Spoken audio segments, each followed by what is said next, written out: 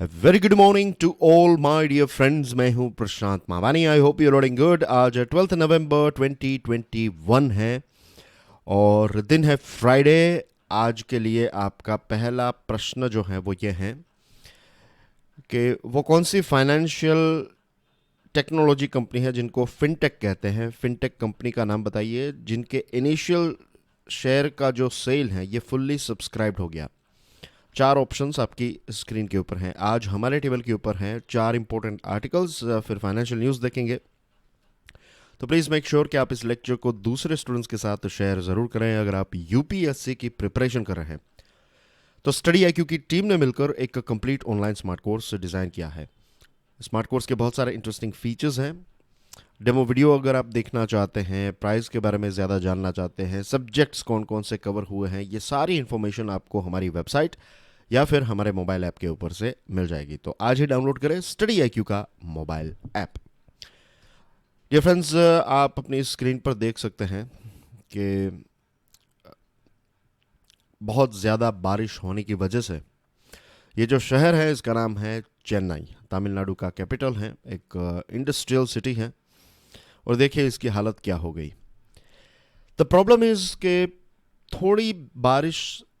थोड़ी ज़्यादा बारिश होती है तो हमारे देश के बहुत सारे ऐसे शहर हैं, फर्स्ट टीयर शहर, सेकंड टीयर शहर में भी ये सिचुएशन हमें देखने को मिलती है कि रास्ते जो हैं वो बंद हो जाते हैं, गाड़ियाँ डूबने लगती हैं, घरों में पानी आ जाता है और ये एक बहुत बड़ा चिंता का विषय हमारे देश के लिए है।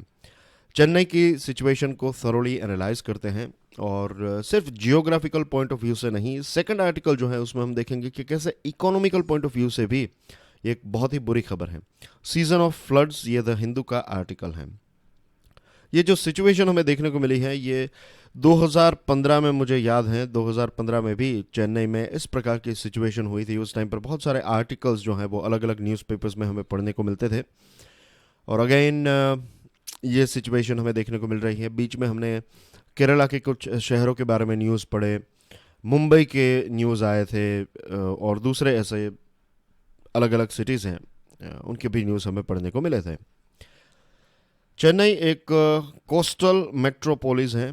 कोस्टल मेट्रोपोलिस यानी कि एक ऐसा मेट्रोपॉलिटन शहर जो कोस्टल बेल्ट के ऊपर है या फिर एक समंदर के साथ अपनी बॉर्डर शेयर करने वाला ये एक सिटी है विथ ए फ्लैट टेरेन।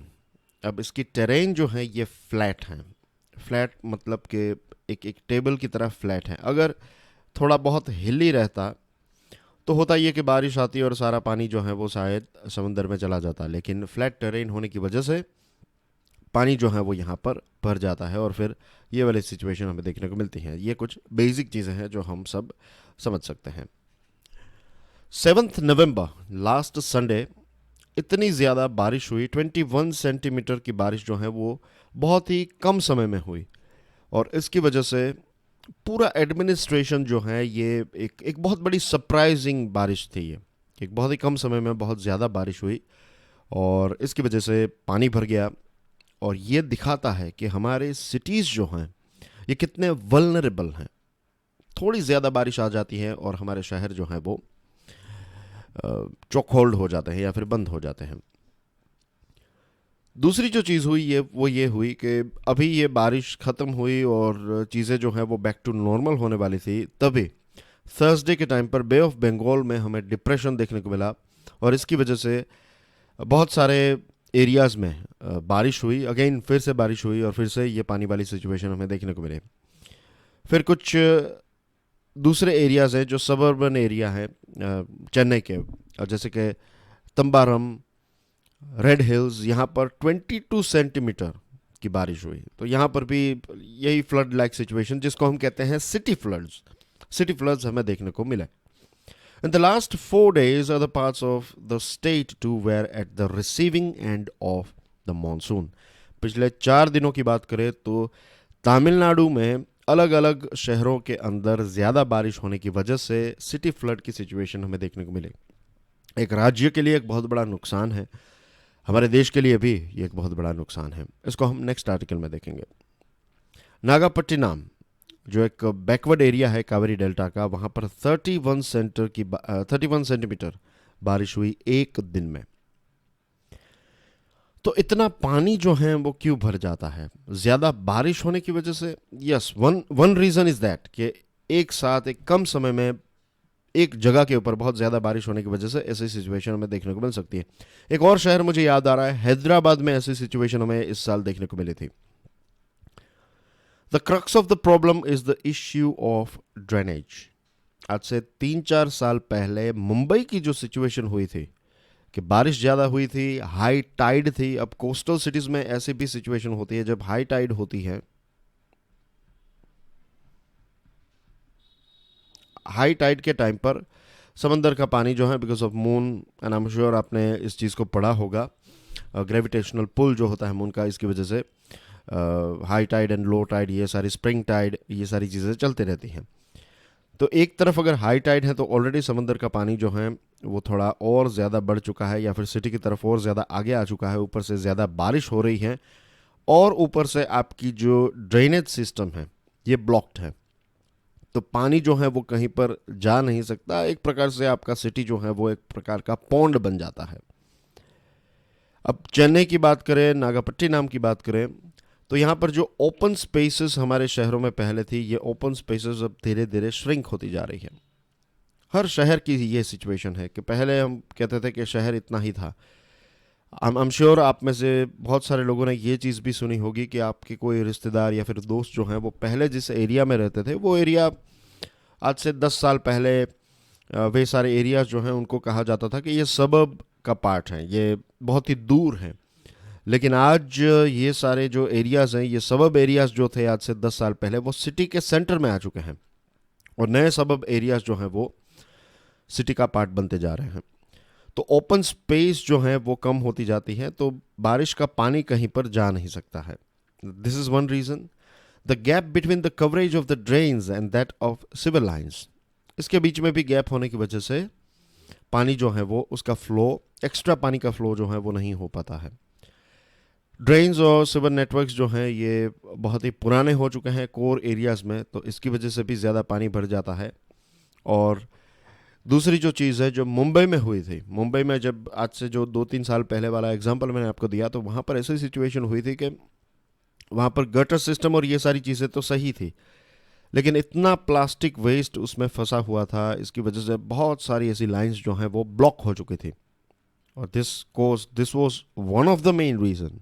ज़्यादा बारिश, हाई टाइड, ये तो रीजंस हैं जियोग्राफिकल, लेकिन मैन मेड रीजंस की बात करें तो ब्लॉकेज जो है इसकी वजह से भी पानी जो है वो भर जाता है। तो ये चीज़ें किसके हाथ में है? ये चीज़ इंसानों के हाथ में है, हमारे हाथ में है। अगर ये चीज़ हम सॉल्व नहीं करेंगे तो ऐसे नुकसान हमें हर साल देखने को मिलते रहेंगे। चेन्नई की अच्छी बात यह है कि बहुत सारी नदियां हैं, कोम रिवर हैं, अदियार हैं, फिर कैनाल की बात करें तो बकिंघम कैनाल है वहाँ पर। लेकिन अगर इन कैनाल्स और इन नदियों की अच्छी देखभाल नहीं की गई तो फिर ये पानी जो है वो यहाँ से एस्केप नहीं हो पाएगा। अभी जो चीफ मिनिस्टर हैं तमिलनाडु के, वो एक समय पर चेन्नई सिटी के मेयर भी रह चुके हैं, वो लोकल एडमिनिस्ट्रेशन मिनिस्टर भी रह चुके हैं। तो ग्रास रूट पर उन्होंने काम किया है, चेन्नई शहर को वो अच्छी तरीके से जानते हैं। अब वो सीएम है, नो डाउट। अलग अलग न्यूज़पेपर्स में ये चीज़ पढ़ने को मिल रही है कि वो काफ़ी ग्रास रूट लेवल पर गए, वहाँ पर देखा कि कितना नुकसान हुआ। तो ये सारी चीज़ें उन्होंने अच्छी की हैं। नाउ लेट्स होप के एक ऐसा व्यक्ति जो पहले एक सिटी का मेयर था, अब वो उस राज्य का चीफ मिनिस्टर बन चुका है, तो लेट्स होप के उनकी सरकार जो है वो कुछ एक्स्ट्रा कदम उठाएगी, कुछ ऐसे इफ़ेक्टिव सॉल्यूशंस लेकर आएगी जिससे हमारी ये चेन्नई जैसा जो हमारा एक बहुत बड़ा शहर है, इसको इस प्रकार की मुसीबतों से हम बचा सकें। यहाँ पर पॉलिटी में भी एक चेंज किया जा सकता है। ये जो पॉइंट सामने आया है, तो एक out of the box point हम डिस्कस करें तो दुनिया के बहुत सारे बड़े बड़े शहर जैसे कि न्यूयॉर्क हैं, लंदन है, इसके अलावा भी दूसरे शहर होंगे जहाँ पर ऐसे सिस्टम है कि सिटी के मेयर होते हैं, और सिटी के मेयर जो हैं उनके पास बहुत सारे पावर्स होते हैं। उस सिटी को लेकर जो इम्पोर्टेंट डिसीजंस हैं वो मेयर की ऑफिस लेती है। वहाँ पर चीफ मिनिस्टर्स और प्राइम मिनिस्टर्स प्राइम मिनिस्टर या फिर चीफ मिनिस्टर्स इंटरफेयर नहीं करते हैं। ऐसी ही सिचुएशन हमें हमारे शहरों में भी चाहिए, ऐसी एक सिस्टम, पॉलिटिकल सिस्टम, कि आपके जो सिटी के मेयर हैं वो सिर्फ नाम के ना हो, उनको इतने पावर्स दिए जाए कि चीफ मिनिस्टर जो राज्य लेवल के व्यक्ति हैं उनका इंटरफियरेंस उस जगह पर ना हो, और शहर जो हैं वो इकोनॉमिक ग्रोथ के लिए बहुत ही इम्पोर्टेंट है। बड़े बड़े शहरों को हमारी इकोनॉमी जो है उसका ग्रोथ इंजन कहा जाता है। बहुत सारी जॉब्स यहाँ पर जनरेट होती हैं, बहुत सारी इंडस्ट्रीज़ शहरों के इर्द गिर्द हैं, बहुत सारी दुकानें, बहुत सारे लोग यहाँ पर रहते हैं, और धीरे धीरे हमारे जो बड़े बड़े शहर हैं, छोटे बड़े सभी शहर जो हैं वो और ज़्यादा पॉपुलेट होते जा रहे हैं। माइग्रेशन जो है वो आज भी चल रहा है कि गांव को छोड़कर लोग शहर की तरफ जा रहे हैं, पर्टिकुलरली यंगस्टर्स। तो it becomes very important for our country to come out with a new system कि सिटी मैनेजमेंट जो है, ये जो एक लंबे समय से एक पुराने तरीके से किया जा रहा है, उसमें एक ज़बरदस्त बदलाव की आवश्यकता है, ताकि ऐसी सिचुएशन में ब्लेम गेम ना हो कि इसने ये किया था, इस डिपार्टमेंट का कसूर है, उससे कोई फ़ायदा नहीं होगा। नुकसान एक बार हो गया तो ये सभी के लिए बड़ा नुकसान ही है, पूरे देश के लिए नुकसान है। अगर आज के लेक्चर की पीडीएफ को डाउनलोड करना चाहते हैं then check out my Telegram channel. You can follow me on Facebook, Insta and Twitter as well. इसी चीज़ के साथ जुड़ा हुआ एक और टॉपिक है, इकोनॉमिक टाइम्स का यह आर्टिकल है, एडिटोरियल है in fact, supply chains at risk from urban floods.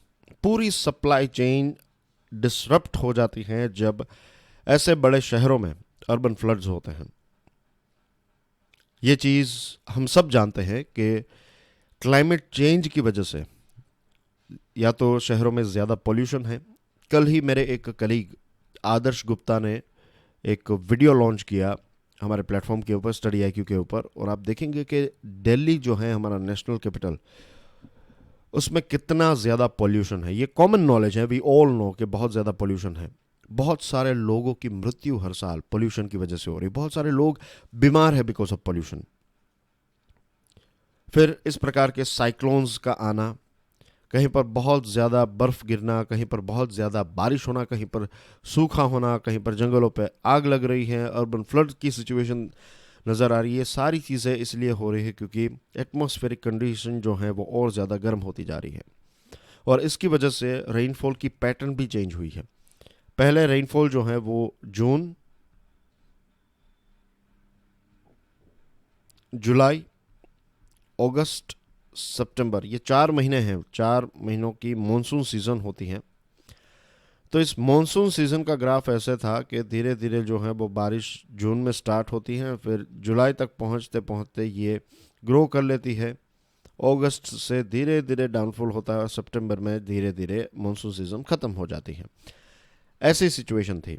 आज ऐसी सिचुएशन हमें देखने को मिल रही है। जून में कुछ ऐसे दिन होते हैं जब बहुत ज़्यादा बारिश होती है, फिर जुलाई और अगस्त में कुछ पीक्स आते हैं, कुछ ड्रॉप्स होते हैं, और फिर अगेन सितंबर के टाइम पर बहुत ज़्यादा बारिश कुछ एरियाज़ में होती है, और गेम जो है वो फिर ख़त्म हो जाती है। तो रेनफॉल की पैटर्न भी चेंज हुए, इसकी वजह से खेती बाड़ी और सारी चीज़ों के ऊपर एक इफेक्ट हमें देखने को मिल रही है।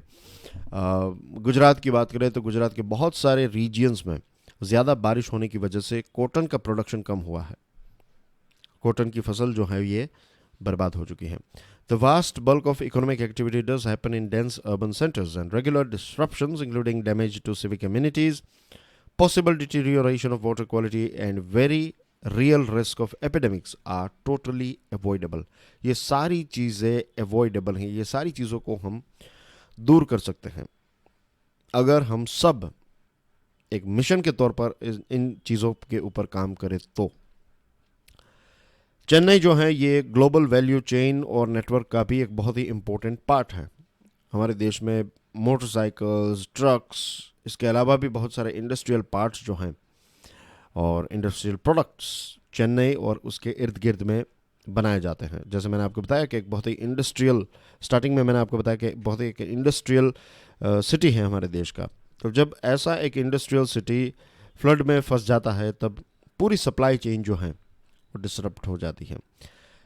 A 2017 flood report says that Tamil Nadu government desilted over 22,000 tanks, 11,000 kilometers of water bodies, and recharged nearly 7,000 pits following the 2015 floods.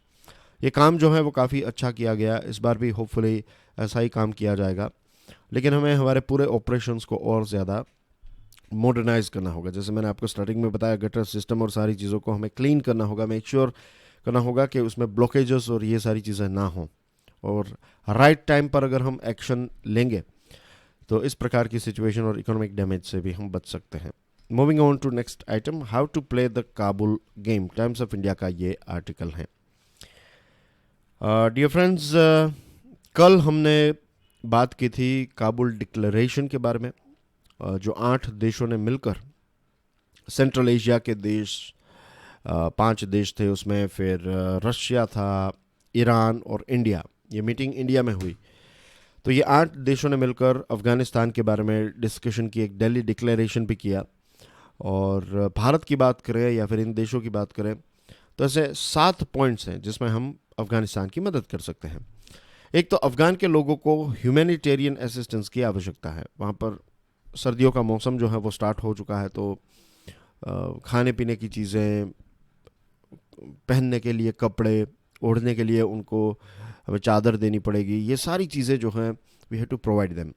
Ensure that Afghan territory is not used to spread radicalism and terrorism. We have to make sure कि अफगानिस्तान का इस्तेमाल जो है वो radicalism और terrorism के लिए ना हो. पिछले 2 दशक में भारत ने जो वहाँ पर काम किया है और सोशल और इकोनॉमिक बेनिफिट्स जो हमें देखने को मिल रहे थे, तो ये सारे इन्वेस्टमेंट को भी हमें बचाना होगा. एक इंक्लूसिव गवर्नमेंट वहाँ पर स्थापित हो जहाँ पर महिलाएं और माइनॉरिटीज़ सुरक्षित फील करें, ऐसी सिचुएशन क्रिएट करनी है. यूनाइटेड नेशंस को एक बहुत ही इंपॉर्टेंट रोल प्ले करना है, और इसमें भारत जैसा देश जो है वो यूएन को कह सकता है, उसको इन्फॉर्म कर सकता है, उसको परस्यूएट कर सकता है कि आपको यहाँ पर इंपॉर्टेंट रोल प्ले करना पड़ेगा. Implement the United nation security council resolution 2593 और एक इंटरनेशनल यूनिफाइड इंटरनेशनल रिस्पॉन्स जो है ये करंट सिचुएशन के ऊपर आए, तो ये भी चीज़ जो है वो भारत कर सकता है. तो ये कुछ 7 बड़े पॉइंट्स हैं. सिर्फ भारत नहीं, बाकी के देश भी कर सकते हैं, लेकिन ये 7 चीज़ें रिक्वायर्ड हैं फिलहाल अफगानिस्तान में. अफगानिस्तान में बदलाव हम देखना चाहते हैं, एक पॉजिटिव बदलाव देखना चाहते हैं. कुछ बहुत बड़े नेगेटिव बदलाव वहाँ पर हुए हैं, लेकिन ये पॉजिटिव बदलाव के लिए हमें थोड़ा धैर्य भी रखना पड़ेगा. कुछ दुश्मन देश भी हैं, जैसे कि कल हमने देखा चाइना ने ये नेशनल सिक्योरिटी एडवाइजर्स की जो मीटिंग थी, इस मीटिंग में पार्ट नहीं लिया. लेकिन अच्छी बात यह है कि चाइना जो है वो कुछ इंपॉर्टेंट चीज़ें भारत के साथ अफगानिस्तान को लेकर शेयर करते रहता है. तो बेटर देन नथिंग जो कहते हैं कि कुछ नहीं होने से भला है कुछ आपके पास हो, तो ऐसी सिचुएशन है चाइना की. ईरान के बारे में भी मैंने कल बताया था कि ईरान भी एक बॉर्डर शेयर करता है, और शिया सुन्नी वाला प्रॉब्लम हमने डिस्कस किया. तो ईरान की पोजीशन जो है वो इंडिया के बराबर है. ईरान भी काफ़ी चिंतित है अफगानिस्तान में जो तालिबान का एक रूल आया है उसको लेकर. 24 अगस्त की बात है जब रशिया के प्रेसिडेंट व्लादिमीर पुतिन और हमारे देश के प्राइम मिनिस्टर नरेंद्र मोदी साहब के बीच में एक टेलीफोनिक कन्वर्सेशन हुई. उसके बाद सीनियर ऑफिशियल्स जो हैं वो अफगानिस्तान को लेकर, दोनों देशों के सीनियर ऑफिशियल्स अफगानिस्तान को लेकर एक दूसरे के साथ ज़्यादा टच में थे, लेकिन और ज़्यादा एक स्पीड मिली है. 15 दिन पहले जनरल निकोलाई पेट्रूशेव, जो secretary of security council of Russian federation है, वो न्यू दिल्ली की विजिट पर आए थे, और उस टाइम पर भी अफगानिस्तान को लेकर काफ़ी सारी डिस्कशन हुई थी. अब भारत का जो बड़ा ऑब्जेक्टिव है, बिग पिक्चर जो है वो ये है कि भारत साउथ एशिया को सेंट्रल एशिया के साथ जोड़ना चाहता है. तो let's quickly go through the map. South Asia की जब हम बात करें तो इसमें अफगानिस्तान, पाकिस्तान, इंडिया, नेपाल, भूटान, बांग्लादेश, श्रीलंका और मालदीव्स, ये 8 देश जो सार्क के भी देश हैं. 8 कंट्रीज सार्क, यानी कि south Asian association of regional cooperation. तो भारत ये चाहता है कि ये वाला पोर्शन जो है, इसको दक्षिण एशिया का पोर्शन जो है ये सेंट्रल एशिया के साथ मिल जाए. अब सेंट्रल एशिया की बात करें तो we have Kazakhstan, Uzbekistan, Turkmenistan, Tajikistan and Kyrgyzstan. अभी तो फिलहाल पाकिस्तान का प्रॉब्लम चल रहा है, लेकिन पाकिस्तान को अगर जस्ट इमेजिन कि पाकिस्तान इसमें जॉइंट हो जाता है तो ये वाला रीजन और ये वाला रीजन के बीच में जो ट्रेंड है उसके लिए एक बहुत बड़ी ट्रेड जो है, व्यापार जो है, उसके लिए एक बहुत बड़ी इंपॉर्टेंट कड़ी अफगानिस्तान बन जाएगा। और इससे अफगानिस्तान का बहुत ज़्यादा सस्टेनेबल ग्रोथ और डेवलपमेंट होगा, और ख़ास करके इकोनॉमिकल ग्रोथ जो है वो काफ़ी अच्छा हो जाएगा, क्योंकि फिर व्यापार है, ट्रांसपोर्टेशन, एनर्जी, मिनरल्स, ये सारी चीज़ें जो हैं उसका इंपोर्ट एक्सपोर्ट या फिर इसका पैसेज जो है वो अफगानिस्तान से होगा। लेकिन पाकिस्तान एक प्रकार से हर्डल क्रिएट करता है, तो we can ignore the Pakistan, we can take on board Afghanistan, और ये सारे देश जो हैं वो मिलकर वाया ईरान अफगानिस्तान और अफगानिस्तान के माध्यम से फिर इन सारे देशों तक पहुंच सकते हैं। पाकिस्तान की सरकार ने हाल ही में तारीख तालिबान पाकिस्तान के साथ एक ट्रूस किया है। ट्रूस यानी कि एक समाधान किया है, एक प्रकार का they are on same page now. तो ये सिचुएशंस को देखते हुए भारत को यूनाइटेड नेशंस को परस्यूएट करना होगा कि यूएन का प्रेजेंस यहाँ पर बरकरार रहे, अफगानिस्तान के लोगों की मदद करनी है, और पाकिस्तान ऑफ कोर्स रिफ्यूज़ कर रहा है, तो भारत को कंडला और चाबहार पोर्ट के माध्यम से अफगानिस्तान में मदद पहुंचानी चाहिए। ये कुछ ऐसे इंपॉर्टेंट स्टेप्स हमें उठाने चाहिए। All and all it could be ethanol, times of India का ये आर्टिकल है। क्या आपको पता है कि हमारा देश भारत जो है, ये लाइट व्हीकल्स की जब हम बात करें तो दुनिया में 5th largest producer of light vehicles है। हेवी व्हीकल्स की बात करें तो 3rd largest producer of heavy vehicles है हमारा देश भारत, और हमारी इकोनॉमी भी एक फास्ट ग्रोइंग इकोनॉमी है।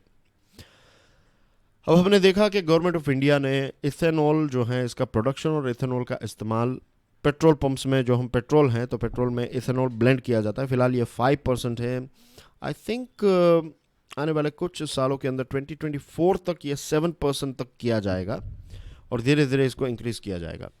अब ये इथेनॉल जो है वो हम या तो शुगर केन से, या फिर जो डैमेज्ड ग्रेन है, या फिर सेल्यूलोसिक मटेरियल है उसमें से पैदा करते हैं। इथेनॉल की जब बात आए तो ब्राज़ील एक इम्पोर्टेंट केस स्टडी है सभी देशों के लिए। ब्राज़ील जो है उसने ब्राज़ील एक ऐसा देश है जिसने इथेनॉल का इम्प्लीमेंटेशन काफ़ी सही तरीके से किया है, और 2020 में 48% जो अपना 48% पेट्रोल जो है उसको इथेनॉल से रिप्लेस किया है। 2020 Brazil, which in 2020 replaced 48% of its petrol with ethanol, ये भारत के लिए और दूसरे देशों के लिए एक बहुत बड़ा लर्निंग कर्व है। एक बहुत सारी चीज़ें हम वहाँ से सीख सकते हैं।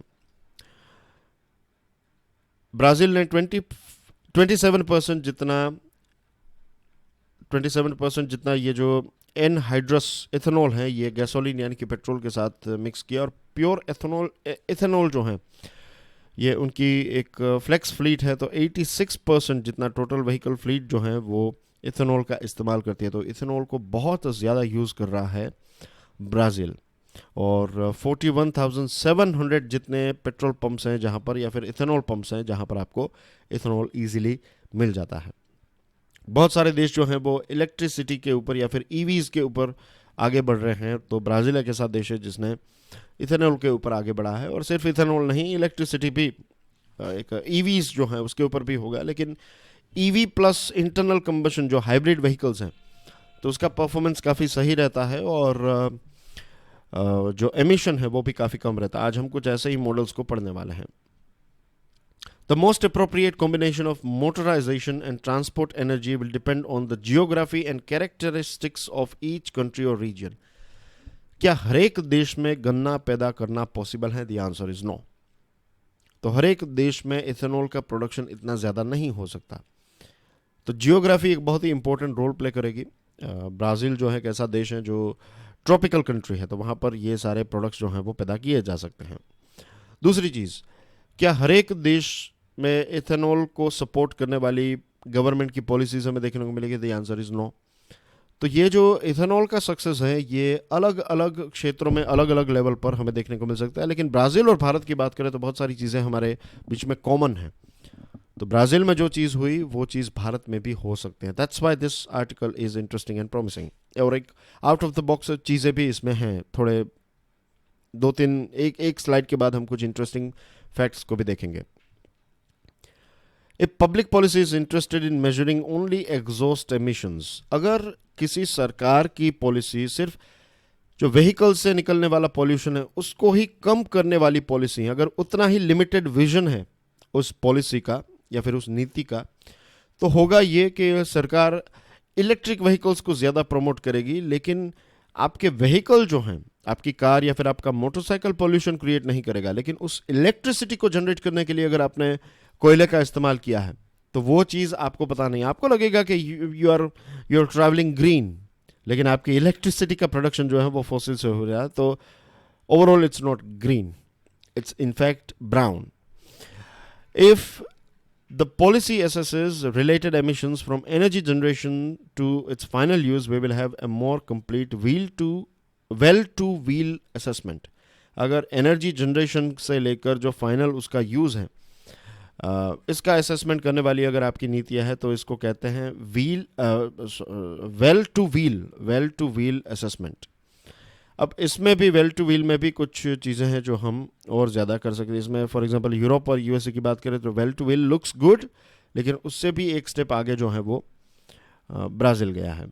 If the policy assesses full emissions, complete emission, आपके कंस्ट्रक्शन साइट से जो एमिशन हो रहा है, आपके ई वेस्ट या फिर आपके व्हीकल के डिस्पोजल से, जहाँ से आप एनर्जी जनरेट करते हैं, व्हीकल में कौन सी एनर्जी यूज़ हो रही है, इथेनॉल हो रहा है या फिर इलेक्ट्रिक हो रही है, सारी चीज़ों को अगर आप देख रहे हैं, ओवरऑल एमिशन को कम करने का एक बिग पिक्चर के ऊपर काम कर रहे हैं, तो इसको क्रेडल टू ग्रेव कॉन्सेप्ट कहते हैं।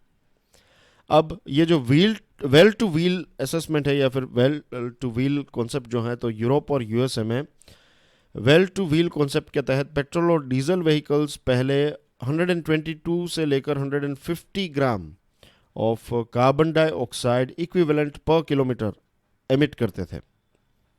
फिर बैटरी पावर्ड इलेक्ट्रिक व्हीकल्स जो हैं यूरोप में, ये 92 ग्राम एमिट करते हैं, और उसको कम करके फिर धीरे धीरे मीन्स इसको और ज़्यादा कम करने की कोशिश की जा रही है, और 122 से 92 तक पहुंचना जो है ये अपने आप में एक बहुत बड़ी बात है।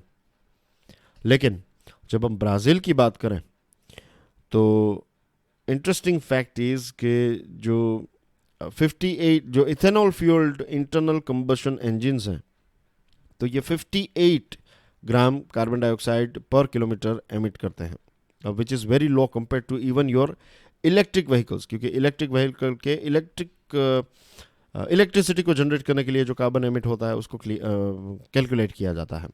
और यहाँ पर ethanol fuelled internal combustion engines जो हैं वो ब्राज़ील में और कम कार्बन डाइऑक्साइड रिलीज़ करते हैं। और फ्लेक्स एथेनॉल हाइब्रिड जो हैं ये 2019 की बात करें तो 29 ग्राम ही एमिट करते थे। तो देखिए यहाँ पर बड़े स्टेप्स लगते हैं यूरोप ने और यूएसए ने उठाया, लेकिन उससे भी आगे हैं Brazil. By 2032 battery electric vehicles are expected to be emitting 74 gram, और इथेनॉल वाले जो हैं ये 58 से भी कम होकर 38 तक पहुंच जाएंगे, और इथेनॉल हाइब्रिड कार्स जो हैं ये 27 तक पहुंच जाएगी। तो इसमें और ज़्यादा ड्रॉप हमें देखने को मिलेगा आने वाले 10 सालों के अंदर। तो this is something that we can follow. बहुत सारे ऐसे देश हैं जो ब्राज़ील के एग्जाम्पल को इम्प्लीमेंट करने की कोशिश कर रहे हैं, लेकिन हर एक के पास उतनी ज़मीन, उतना सूर्य प्रकाश और पानी नहीं है। लेकिन भारत के पास ये सारी चीज़ें अवेलेबल हैं, तो we can focus on this thing. और अगर हम ये चीज़ करेंगे तो फिर हमारा जो ऑयल के ऊपर एक इंपोर्ट के ऊपर डिपेंडेंस है वो कम होगा, ट्रेड बैलेंस, हम बहुत सारे डॉलर्स बचा पाएंगे, फिर नई जॉब्स जनरेट हो पाएगी, और इसके साथ साथ लोकल और ग्लोबल एमिशंस जो हैं उसको भी हम सिग्निफिकेंटली कम कर पाएंगे। फाइनेंशियल न्यूज़ की बात करें तो एक बुरी खबर है, इतनी भी बुरी नहीं लेकिन बुरी है, क्योंकि ग्रोथ के ऊपर इम्पैक्ट करने वाली ये खबर है। जो कंपनीज़ हैं और रिटेलर्स हैं वो कुछ ऐसी चीज़ें जैसे कपड़े हैं, इलेक्ट्रॉनिक्स हैं, लिकर, कॉस्मेटिक, ये सारी चीज़ों में 8 से लेकर 10% जितनी प्राइस राइज हो सकती हैं। और इसके पीछे मेन रीज़न ये है कि जो रॉ मटेरियल है और सप्लाई चेन है इसकी कीमत इंक्रीज़ हो चुकी है, और इसकी वजह से नेक्स्ट ईयर से, न्यू ईयर से ये सारी चीज़ों की, और इसी के साथ साथ जो ग्रोसरी हैं, पर्सनल केयर प्रोडक्ट्स हैं, पैकेज्ड फूड हैं, डाइनिंग यानी कि खाना खाने की चीज़ें, ये सारी चीज़ों में प्राइस जो है वो नेक्स्ट ईयर से इंक्रीज़ होने वाला है, लगभग 8 से 10% जितना। होलसेल इन्फ्लेशन की बात करें तो ये पिछले 6 महीनों से डबल डिजिट में है, और रिटेल इन्फ्लेशन की बात करें तो ये थोड़ा कम हुआ है, पिछले 5 महीनों में ये सिंगल डिजिट में है, और होलसेल इन्फ्लेशन डबल डिजिट में है। इसका मतलब ये है कि आपका जो इनपुट कॉस्ट है, आपका रॉ मटेरियल का कॉस्ट जो है वो इंक्रीज़ हुआ है, लेकिन अभी भी उस कॉस्ट, या फिर अगर 10 रुपये की रॉ मटेरियल आपको मिलती थी, अब वो 12 रुपये हो चुकी हैं, लेकिन आपका फाइनल प्रोडक्ट आप पहले भी 20 रुपये में बेचते थे, आज भी 20 में बेच रहे हैं। तो इसका मतलब ये है कि ये प्राइस जो इंक्रीज़ हुई है रॉ मटेरियल की, उसको आपने कस्टमर तक पास नहीं किया। तो अब ये चीज़ नेक्स्ट ईयर से हो सकती है, और फेस्टिव सीज़न काफ़ी अच्छा रहा, रिकॉर्ड ब्रेकिंग रहा, और हमारी इकोनॉमी एक फेस्टिवल ड्रिवन इकोनॉमी है। जब भी थोड़ा बहुत स्लो डाउन आता है तो एक फेस्टिवल आ जाता है और एक किक मिल जाती है। लेकिन अगर प्राइस राइज हुई तो फिर चीज़ों की डिमांड जो है वो कम हो सकती है। That will be bad news for our economy. And that's everything from my side. Thank you very much for watching this video. कल जो प्रश्न पूछा था उसका आंसर है श्रीनगर। प्लीज़ मेक श्योर कि आप इस लेक्चर को दूसरे स्टूडेंट्स के साथ तो शेयर करें। वीडियो पसंद आए तो hit the like button. Don't forget to subscribe to my YouTube channel, that is Study IQ Education. And dear friends, lecture की PDF को डाउनलोड करने के लिए of course you can join my Telegram channel. So I'll see you tomorrow early morning. Till then, enjoy your studies. God bless you all. Jai Hind.